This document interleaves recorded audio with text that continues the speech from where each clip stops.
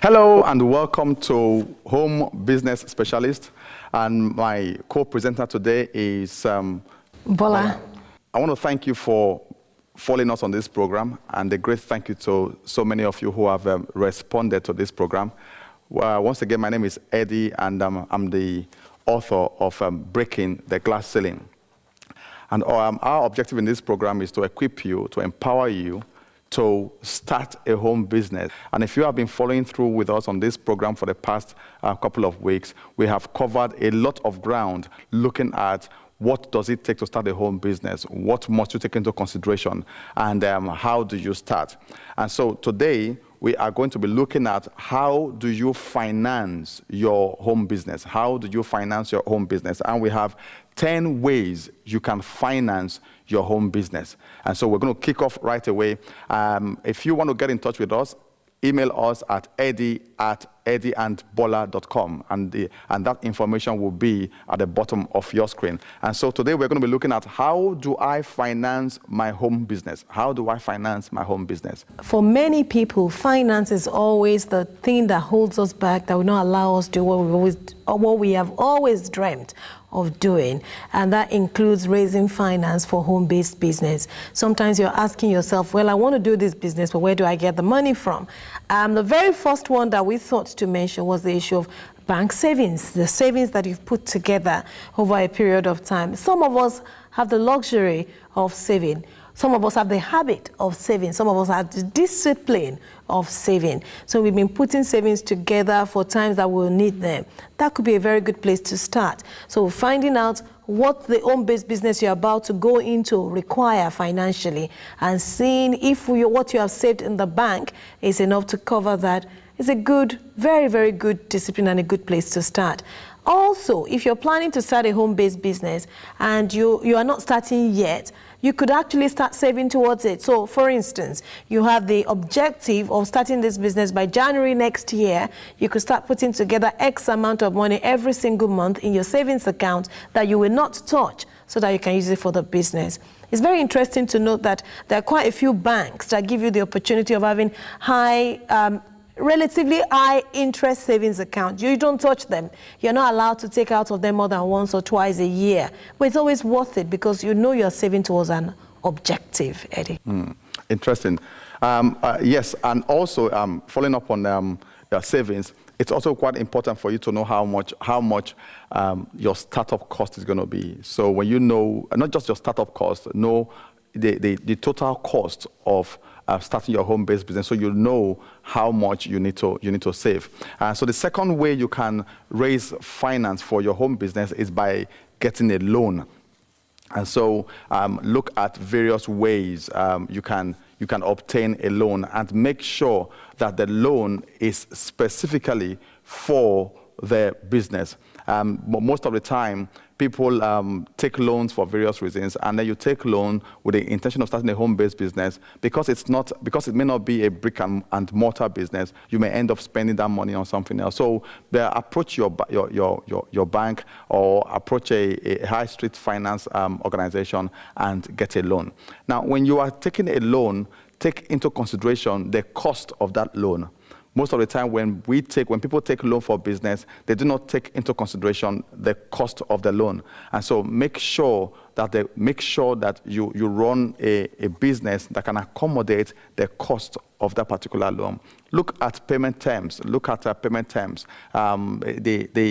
may end up taking a loan for a longer period, or a medium period, or a short-term period. So factor all this into consideration before going for a business loan. Now, there are different types of loans. They have secured loans. They have unsecured loans. Now, I will advise that you take a loan that is not secured, unless you are absolutely sure that you are going to be committed to this business in a very long term.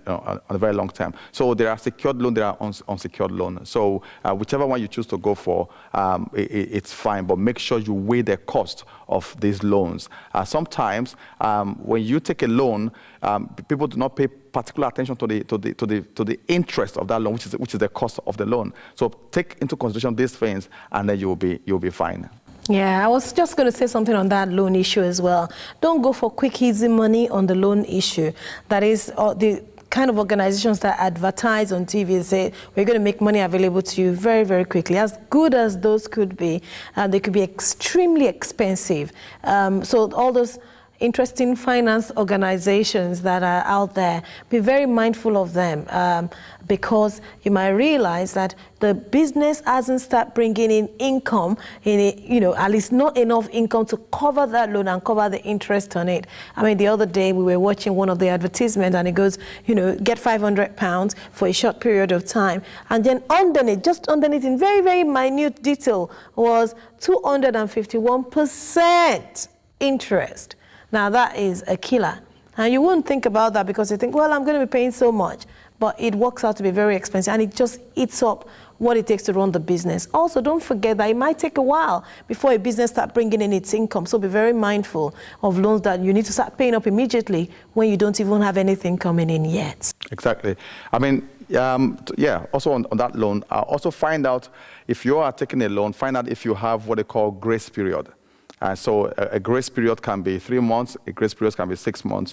If you take a loan and you have a grace period of 6 months, that would be fantastic because it means that you have 6 months to really work hard at your business and then generate the interest upfront. In fact, depending on the kind of business you go into, in 6 months, you can actually turn around. I know some home-based businesses where you profit as high as £1,000, profit as high as £9,000, £11,000 per transaction.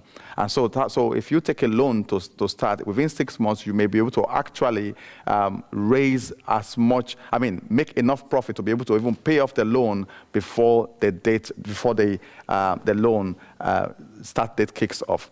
Also, another way of raising finance for your home-based business is family and friends. And that is the best way, in my opinion. There are many people in your family that will be very happy to help you, particularly if you have very good credit records in your family. That is, if you're trustworthy. People that are family members, they are interested in you doing well. So you could turn to family, you could turn to friends when it comes to the issue of, raising finance in order to run that business. But I also want to give a word of caution there. Be very careful who exactly you turn to within your family, because the last thing you want is for finances to break the family down. That will in turn have effect on the business, and that could in turn cripple you and make you not run the business at all. I have seen people that have approached family or friends, and that has created a major issue that will not even let them have the mindset to run the business well. So as cheap as it is to go to family and friends to get finance for your business, be very careful that it doesn't create breakdown in communication that eventually affects you personally. Be mindful of family and friends. Having said that, yes, you may also have support from your family and friends, and they'll probably be willing to chip in to help you get started. Again, like Bola said, the downside to getting money from family and friends is that if you default, you cannot run away. You cannot run away. So, and the next, the fourth way you can raise capital for your home-based business is by selling shares. And now, when I say selling shares, I'm not saying go into trading in stocks and shares. That in itself is a home business. But we're talking about people who, in the past, have invested in shares. This actually happened to me. A few years ago, we're looking into starting a home-based business, and we needed finance to get we needed capital, and then we didn't have the capital, so we're just thinking of just leaving it by the wayside and wait until we have capital to test this particular product line out. And I remembered that about 10 years ago, I worked for an organization and they gave me some company shares. So I called them up and I went through a very long process with HR trying to get hold of my records and my employee numbers and things like that. Eventually, I managed to get them, and guess what? The stock itself had amounted to a very substantial amount. And so we're able to sell some of the stocks and raise money for the home-based business. So selling stocks and shares, if you own one, will be a temporary way of borrowing from yourself, so to speak, so as to start your home-based business. Another way of financing your home-based business is through credit cards. Now, I say that with a huge word of caution. Now, The reason why I'm saying that is that many of us are very used to using credit cards for our consumer-based items. I don't particularly think that that's the best way to use them. They are available to us, but not for consumer-based items, things that you don't even remember you spent it on. But if you have a business that you know you will be able to generate income from, number one, that will cover the repayment of your credit card on a monthly basis, as well as a little bit more that will ensure that you pay it off quicker, then even better. Why did I say credit card? Because number one, they're easily available. Number two, for a lot of us, they're not maxed out yet. Number three, there are amounts that you can always pay off, quickly. So you're not fixed to, as against loans where you have to pay it off over a 5-year period of time, or, you must have every single thing and pay it all off. With your credit card, you can pay as high as you're able to every single month, above the minimum level. And I want to encourage you, if you have one and you're disciplined enough to make sure that you just use it to invest in the business and stop spending at that point, and then keep on paying back every single month, then I don't think you will have a big problem. But if you know that you're likely to forget, you're likely to start spending it on consumer-based items, then I would really put a big word of caution to the credit card thing, because it needs a lot of discipline. Nobody will monitor you with a credit card except you monitor yourself. Now, credit card debts can kill. So be very, very careful. There are people that just because of their credit card debt, they borrowed, just £500, and before you know it, it mounts up and up and up, and before you know it, way over £5,000, £10,000, and they are so crippled by the debt, they don't know what to do with themselves. So please be aware of the danger of, spending on your credit card. However, you can raise finance on it for your business if you have enough discipline to pay it off over a period of time. Correct. Caution, beware of credit cards. But however, credit cards can be a very good source of raising capital for your business. Now, talking about credit cards as well, avoid as much as possible store cards. The rates are very, very expensive. Avoid store cards. But where I will advise that if you have a clean credit card, and why do I say clean? So you can separate your business transactions from personal transactions. So if you have a very clean credit card, you can always use that to start a business, knowing fully well that all the expenses relating to that particular business is charged or attributable to that particular credit card. And also, if you're going for a credit card, if you're using a credit card method to finance your business, make sure that look at the interest. Now, there are some credit card companies that will give you 0% interest for the first 1 year, which is fantastic. So that means that you're only borrowing the capital. And so you can then work your business, get a lot of money back, and then pay off the credit cards. And so avoid store cards. If you're going to use credit cards, then make sure, look at the cost of finance as well, which is, again, the cost of finance. Make sure it's something that your business can absorb. And also look for 0% interest credit cards. Also, you may also find that if you have a credit card, you can also migrate the balances of one credit card to another, because they are constantly doing deals. But the objective is, be careful when you are using this strategy. You need to be very, very disciplined and don't use the license of a credit card to spend on personal debt. The next option is, where the sixth thing we want to look at is the finance option of your particular business line. So if you're looking at a home-based business, some home-based business will actually offer a credit facility along with the particular business they are in question. So find out from the business entity itself, the organization itself, if they have any form of credit line. I have seen a lot of home businesses, where the organizations that run those businesses actually provide loans.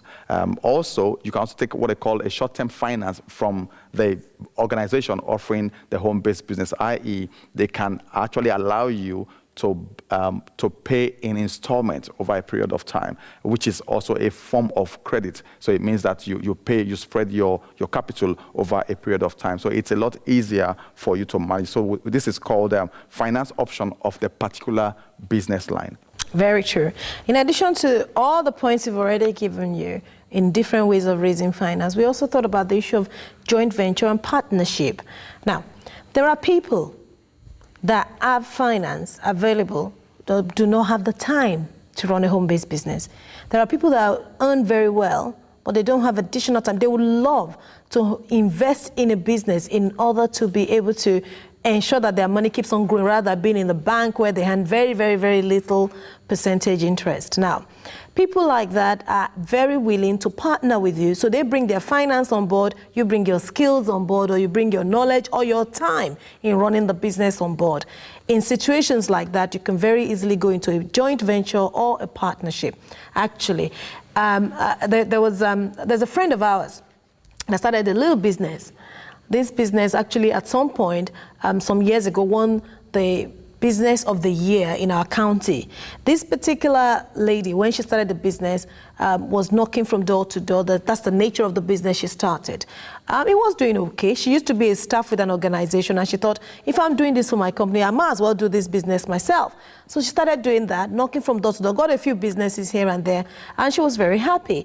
As time went on, her husband thought, in order to be able to do this properly, her husband is an accountant, she was a salesperson, I would resign my job and join my wife. And they, went for it big time.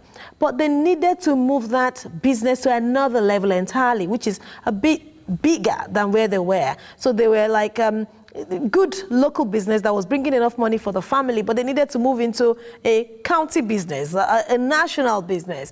And what did they do? They had a friend who has retired, who used to work in the city. He had money, but he's retired. He had skills, but he doesn't have time to start running a full business anymore. So they partnered with him, or he came to partner with them and invested in their business. And it just took the organization to a totally different level. He wasn't involved in the management of the business, but his finance was involved. So he became a business partner, and they started earning, huge amount of money. I remember saying to someone just yesterday here, it's a saying that Eddie mentions quite a lot. 50% of £100 is better than 100% of zero any day. So when you have a business partner that invests money in your business idea or with you in your business, you're better off still partnering with them and earning something than wanting to go it solo and not getting to raise the finance. Exactly.